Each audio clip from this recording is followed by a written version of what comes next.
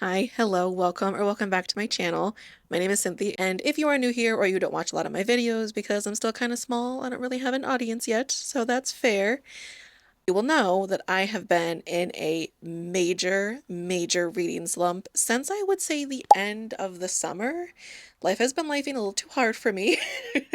2024, albeit a rough year, with some good moments sprinkled in. But because of life circumstances, I have not only fallen behind on my reading, I've also hit a really bad reading slump. And so finding something that was going to hold my attention and pique my interest was challenging, to say the least. And so that's why today I am so excited to talk about Phantasma by Kaylie Smith because it is the book that is pulling me out of my reading slump. I will just make a little disclaimer though. I've read a lot of reviews for this book. And I'm not going to say I'm the outlier. I'm not going to say this is controversial, and I am very much like other girls, but I really enjoyed this book. And I will acknowledge that it has its problems, and I will briefly touch on them, but I just want to make it very clear that I very much enjoyed this book. And so there's your warning. If you hated this book with a passion, consider leaving the chat. But if you didn't, let's just jump right on in with a summary. I'm going to do my best to summarize this for you without reading it from Goodreads because I feel like it's such a cop-out when I just read you the Goodreads summary. So, in Phantasma, we have our main character, Ophelia. Ophelia has a little sister, Genevieve. Right at the beginning of the book, Ophelia and Genevieve find their mother murdered, or they assume she's murdered. I'm going to go with murdered.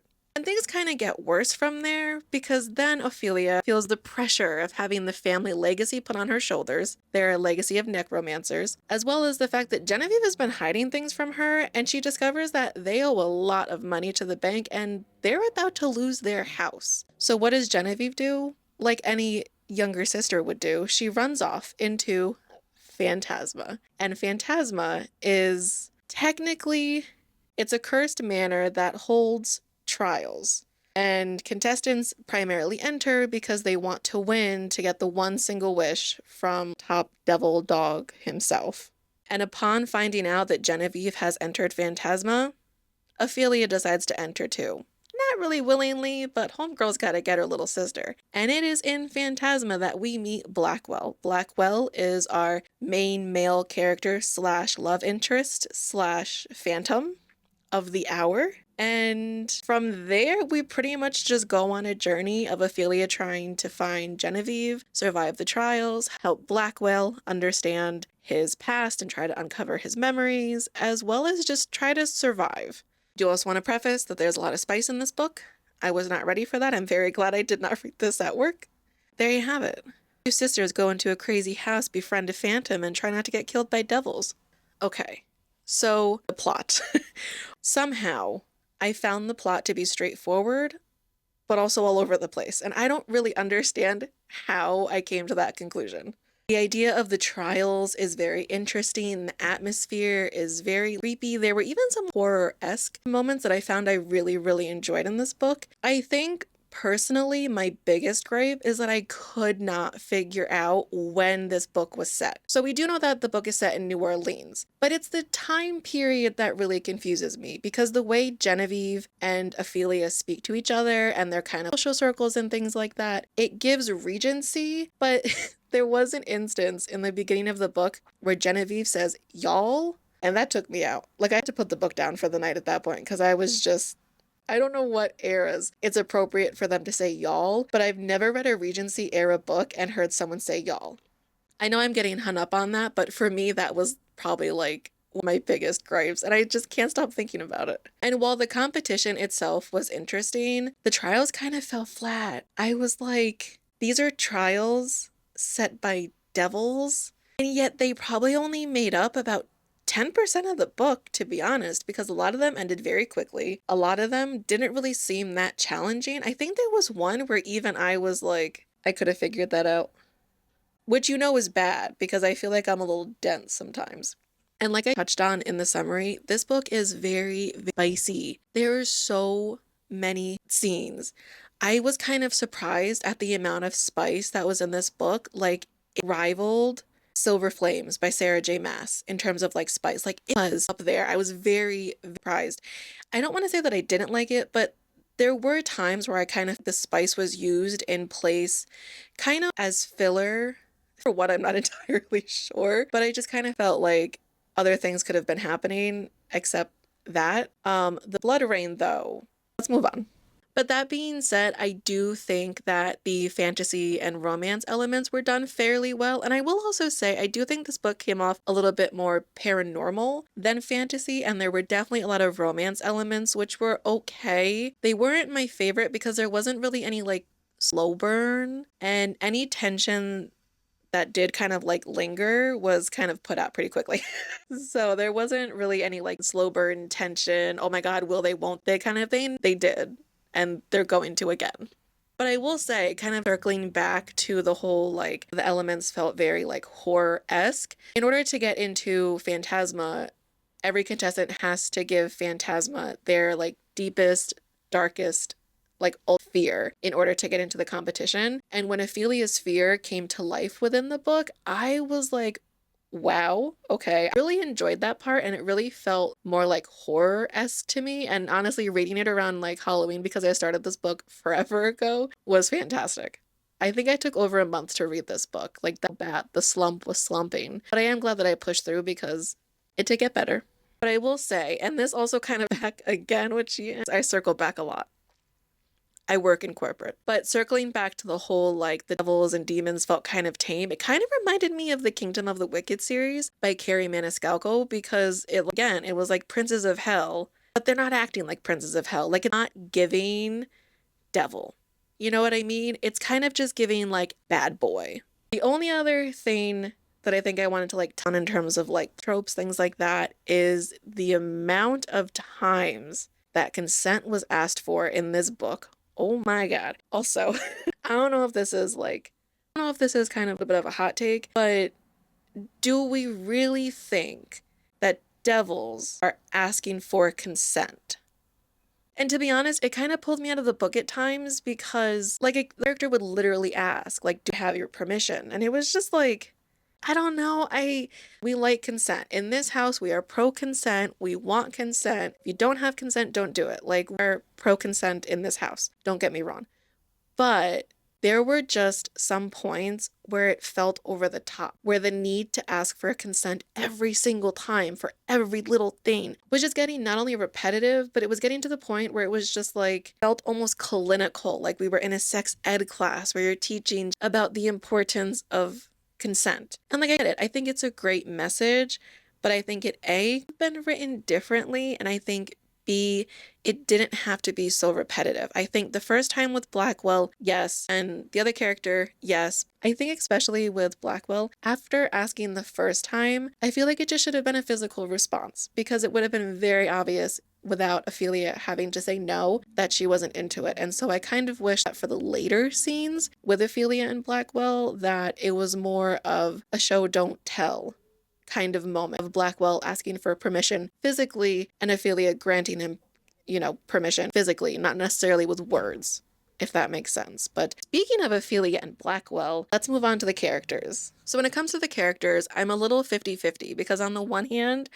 I really related to Ophelia. I really understood her anxiety and her little tics. I used to do things like that, not necessarily like the tapping, but I would count all of the lines in letters. And if I'm exposing myself right now, and if words were even numbered, I wouldn't like them because I didn't like even numbers. And if they were odd numbered, then I would like them because I liked odd numbers when I was younger. And like that just felt really relatable to me. I don't believe that I have OCD. I definitely think it was just an anxiety thing and my mind just going into overtime over things that it did not need to. But I really related to Ophelia when it came to things like that. But on the other hand, Ophelia really isn't a girl's girl, and things came to her way too easily, which I was not a fan of at all. I really just kind of like needed her to get it together a little bit faster than she did.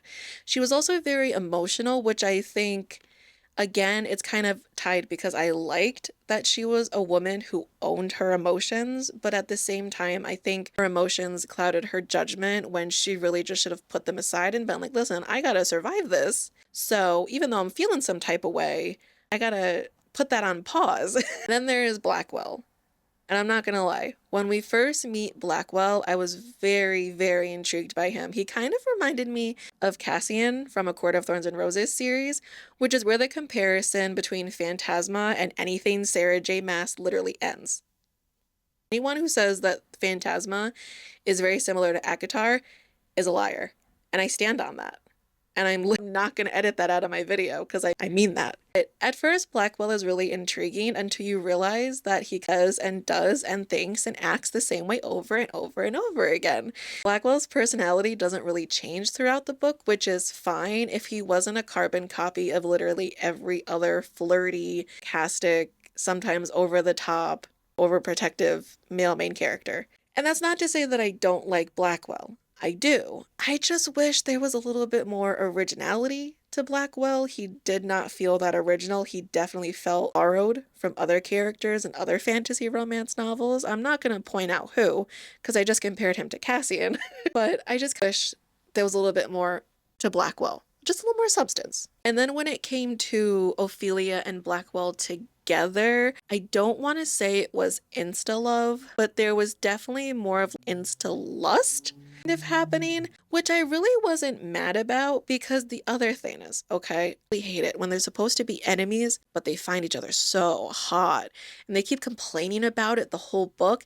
If I have to give credit where credit's due, at least Ophelia and Blackwell just get to the point. They don't spend 70% of the book complaining about how much they hate each other, but how much they enjoy looking at each other before finally just giving in. They just give in. They just let their intrusive thoughts win, and honestly, it was kind of a relief. Because I don't know if I could have listened, or well, read. I don't know if I could have read Ophelia whining about how annoying Blackwell was, while also simultaneously complaining about how attractive she found him for a big chunk of the book. Just saying. And then we have Genevieve, who is Ophelia's younger sister. I believe there's only a couple years between them. There's not a giant age gap between the two sisters. Genevieve is a little bit like Blackwell. She's also very like go with the flow, sarcastic, I march to my own beat kind of thing. Whereas Ophelia is a little bit more of a rule follower. Genevieve is definitely a rule breaker. They definitely fit into the stereotypical like sister, little sister stereotypes, which isn't a complaint. It's more of just something I noticed. I do like Genevieve. I'm very excited for her book. I believe it's called Enchantra. I believe it's set in Italy and it comes out April 2025. The first 3 or 4 chapters of Genevieve's book are at the end of Phantasma, but I didn't read them.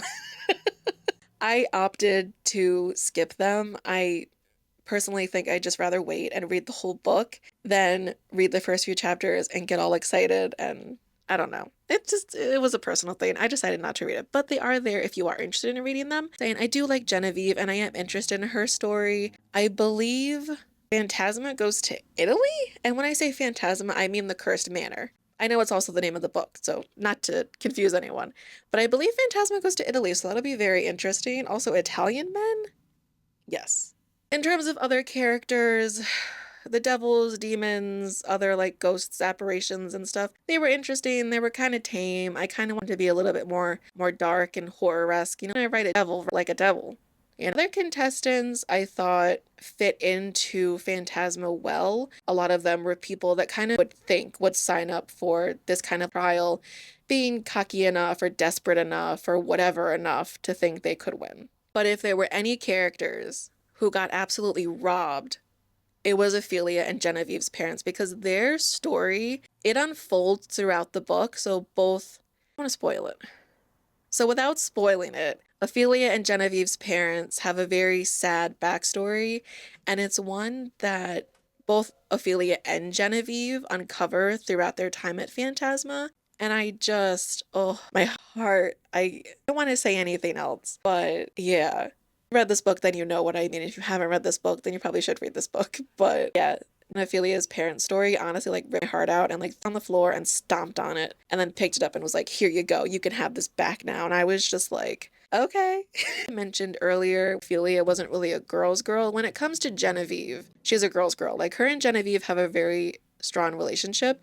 And I do think Phantasma ultimately brings them closer together. But Ophelia with the other female characters in this book, like she's kind of sucked. Like was not a girl's girl if it wasn't Genevieve. So I don't know. It's also not really relevant. It speaks more to Ophelia's character than it does to the story or the book itself. It's just something that I noticed and I thought was interesting. Overall, though, I did have my gripes. I did have my minor grievances, but I did really enjoy this book. Vibes were vibing, and I know a lot of people found a lot of things wrong with it, especially when the big reveal, I guess, about Blackwell comes out and we get to know his backstory and everything like that. I think a lot of people maybe thought it fell flat or it didn't really make sense, but I kind of liked it. And I also wanted to share with you because it just popped into my head when Diego asked me what this book was about because I was only about halfway into it and the spice was spicing. I literally told him that this book is just a well-hung, all-grown-up Danny Phantom story. And if you don't know what Danny Phantom is, you weren't a child in the late 90s, early 2000s Nickelodeon era, so it's okay. But to those who get it, I appreciate you. And I hope you appreciated that, whatever the heck that was. But I do think if you liked the Kingdom of the Wicked series, honestly, if you like anything Carrie Maniscalco writes, I think you'll like this book. The writing wasn't really here nor there. I do think there were times where the writing lingered on things a little bit too long when it should have just kept it moving. But I did like the writing. I didn't hate it. I didn't love it. It was all right. But I would say this book is a good mix of like, Caraval meets Kingdom of the Wicked and a lot of spice. Lot of spice. And in case I didn't mention that, I don't think I did, but each trial was based on one of the 9 circles of hell, but the trials were very lacking. So if you liked this book, for the love of God, please leave me a comment so that I know that I'm not so that I know I'm not the only person in the room that enjoyed this book, because like I said, this book definitely has its issues. It's not perfect by any means, but the vibes were vibing. And all in all, I ended up giving Phantasma by Kaylie Smith a 4.5 star out of 5-star rating. I'm going to stand by that just because any book that can pull me out of a reading slump deserves a good rating. Even if it was like the world's worst book, if it pulled me out of a reading slump, I gotta rate it high. If you can just vibe with it and not think too hard about it, it's a great book. I kind of had this issue with Heartless Hunter as well. I loved Heartless Hunter, but then after I read the book, there were things that I was like, did that make sense?